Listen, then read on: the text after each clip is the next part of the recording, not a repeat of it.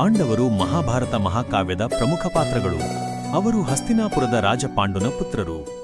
ಆದರೆ ಪಾಂಡುನಿಗೆ ಶಾಪವಿದ್ದ ಕಾರಣ ಅವನ ಪತ್ನಿಯರಾದ ಕುಂತಿ ಮತ್ತು ಮಾದ್ರಿಯವರು ದೇವರ ಆಶೀರ್ವಾದದಿಂದ ಪುತ್ರರನ್ನು ಪಡೆದರು.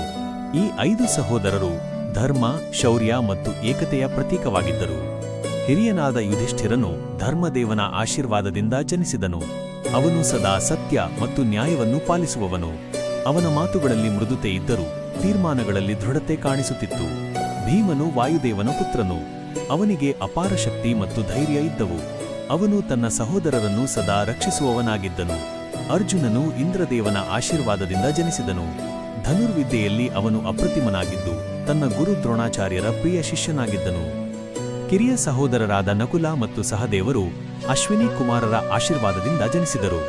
ನಕುಲನಿಗೆ ಸೌಂದರ್ಯ ಮತ್ತು ಕುದುರೆ ಪಾಲನೆ ಜ್ಞಾನವಿತ್ತು. ಸಹದೇವನು ಬುದ್ಧಿವಂತನಾಗಿದ್ದು ಜ್ಯೋತಿಷ್ಯ ಮತ್ತು ರಾಜಕೀಯ ಜ್ಞಾನದಲ್ಲಿ ಪರಿಣಿತನಾಗಿದ್ದನು.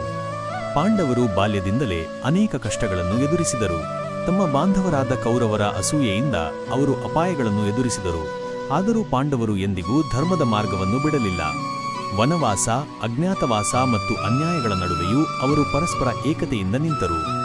ಪಾಂಡವರ ಕಥೆ ಶಕ್ತಿಗಿಂತ ಧರ್ಮ ದೊಡ್ಡದು ಎಂಬುದನ್ನು ಬೋಧಿಸುತ್ತದೆ. ಸತ್ಯ, ಸಹೋದರತ್ವ ಮತ್ತು ತ್ಯಾಗದ ಮೂಲಕ ಜೀವನವನ್ನು ಹೇಗೆ ನಡೆಸಬೇಕು ಎಂಬುದಕ್ಕೆ ಪಾಂಡವರು ಶಾಶ್ವತ ಮಾದರಿಯಾಗಿದ್ದಾರೆ. ಕುಂತಿಯ ಗುಪ್ತಪುತ್ರನಾಗಿ ಜನಿಸಿದ ಕರ್ಣನು ಜನ್ಮತಃ ಸೂರ್ಯನ ವರದಿಂದ ಕವಚಕುಂಡಲಧಾರಿ ಆಗಿದ್ದನು. ರಥಸಾರಥಿಯ ಮನೆಯಲ್ಲಿ ಬೆಳೆದರೂ ಅವನ ಮನಸ್ಸು ಸದಾ ವೀರತ್ವ ಮತ್ತು ಗೌರವಕ್ಕಾಗಿ ಹೋರಾಡುತ್ತಿತ್ತು. ತನ್ನ ಶೌರ್ಯವನ್ನು ಸಾಬೀತುಪಡಿಸಲು ಅವನು ನಿರಂತರ ಶ್ರಮಿಸಿದನು. ದುರ್ಯೋಧನನ ಸ್ನೇಹವು ಅವನ ಜೀವನಕ್ಕೆ ಹೊಸ ದಿಕ್ಕು ನೀಡಿತು. ದಾನಶೂರನಾಗಿ ಅಟುಟ ನಿಷ್ಠೆಯೊಂದಿಗೆ ಕರ್ಣನು ಮಹಾಭಾರತದ ಮಹಾನ್ ಯೋಧನಾಗಿ ಗುರುತಿಸಲ್ಪಟ್ಟ.